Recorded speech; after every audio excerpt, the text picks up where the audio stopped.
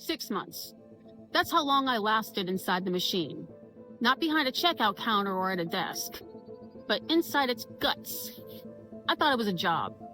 It was a field study. This thing wears a smile and calls itself family. It gives you a t-shirt and a mug, and it asks you to worship the logo. It measures you in hours and obedience and calls the results performance. I didn't quit because I was weak. I actually liked the work that I was doing. I walked away because I saw what I was feeding. Today we're going to cut that beast's belly open and show what it does to the living. And if you're still clocking into the same rituals, I haven't done my job here. I want eyes open and fire in their ribs. Not resignation. Defiance.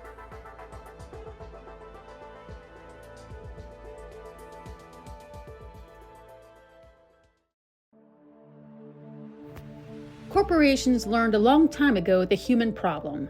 We die without belonging. So they sold us a counterfeit. Team culture, mission statements, branded hoodies, and holiday potlucks. It's emotional bait. You wear the logo home, then you forget you have a home that isn't company property. They stage inclusion like a ritual. The photo op, the theme week, the pizza party after a late shift.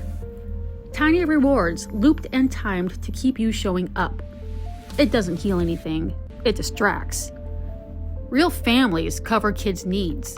Real families don't track your worth by hours available. This family trains you to value the brand's survival over your own. So don't mistake kindness dressed in HR talk for care. It's a lever.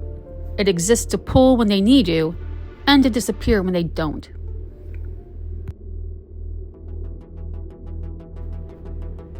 Step inside the organism and listen. Cubicles, aisles, queue counters, different rooms, same cage. It doesn't bleed, it invoices.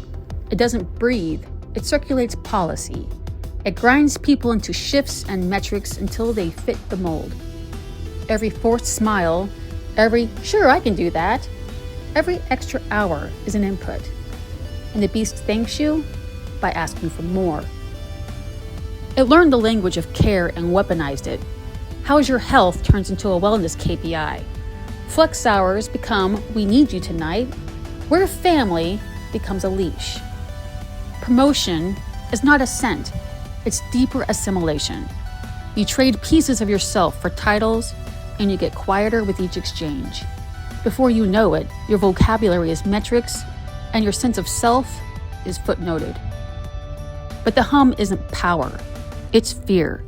The machine's strength is our consent. Remove that consent, even a little, and it stumbles.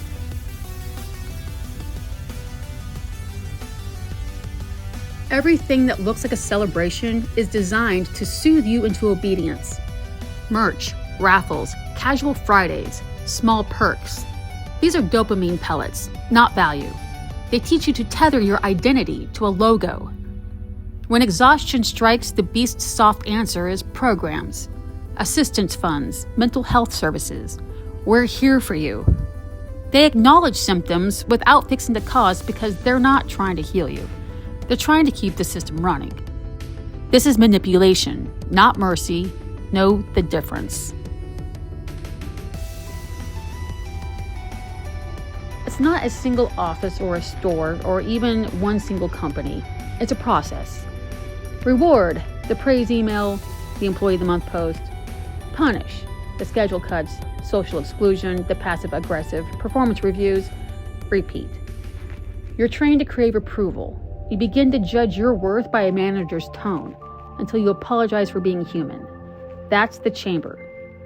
It's not brute force. It's a soft, precise programming that turns people into efficient, obedient parts.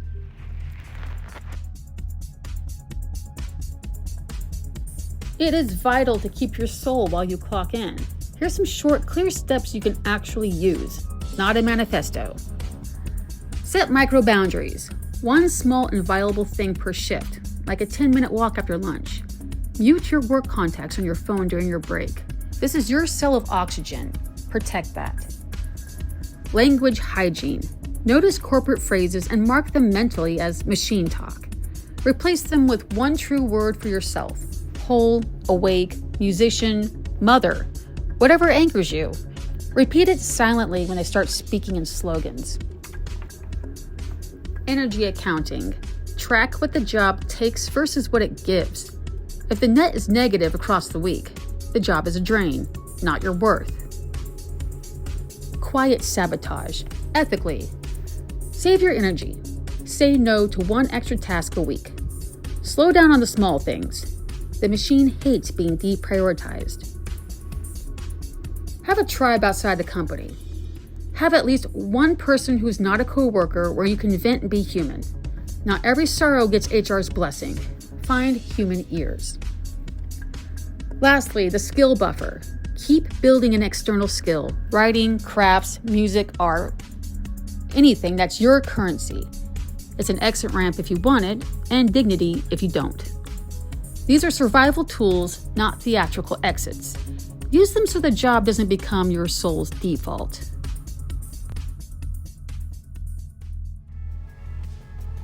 The machine isn't mystical. It's social engineering. It falls apart when people stop playing the part. You don't need a mass rebellion to break its hold. You need steady refusal. Small, consistent acts of reclaiming yourself, your time, and your language. Stop saying I'm fine to questions that require a different answer. Stop equating busyness with value. And stop letting your identity be a uniform. If you hum your own frequency long enough, others will hear it and stop humming the machines. Resistance is not charisma, it's discipline. Quiet, daily, visible discipline.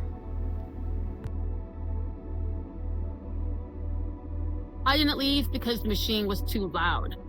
I left because I remembered what breathing unmetered air feels like. It demanded time, praise, silence, and worship as payment. I stopped paying. I started measuring myself in heartbeats and mornings and not metrics and mentions in the company memo. If you stay working in it, work with your spine intact. If you leave, do so because you've reclaimed what matters, not because the script told you to. You are not inventory. You are not a resource. You are alive.